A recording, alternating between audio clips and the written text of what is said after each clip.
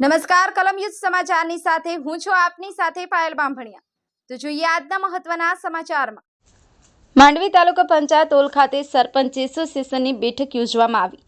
માંડવીના તાલુકા પંચાયત ભવનમાં ગતરોજ તારીખ 9/1/2025ના રોજ સરપંચ એસોસિએશનની મીટિંગ કરવામાં આવી હતી।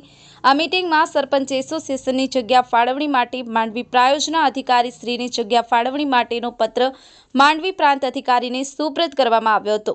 તેમજ આ મીટિંગમાં અગત્યના મુદ્દાઓની ચર્ચા કરવામાં આવી હતી, જેમાં સરપંચ એસોસિએશનના પ્રમુખ કમલેશભાઈ ચૌધરી તેમજ સરપંચશ્રીઓ મોટી સંખ્યામાં ઉપસ્થિત રહ્યા હતા। ઈશ્વર સોલંકી, કલમ યુદ્ધ સમાચાર।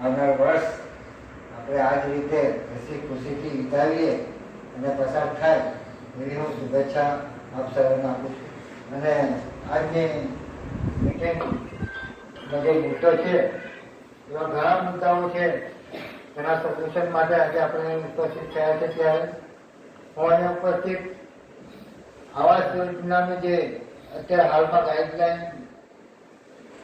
કઈ છે, શું છે, ટીડીઓશ્રીએ તલાટી તો મંત્રીએ મીટિંગ કરી અને એમાં એમને સમજાવ્યું છે, પરંતુ અમુક પ્રશ્ન ગામડા લેવલે જે ઉપસ્થિત થવાના છે એનો નિરાકરણ માટે આજે આપણે એની પર ચર્ચા કરવાની છે।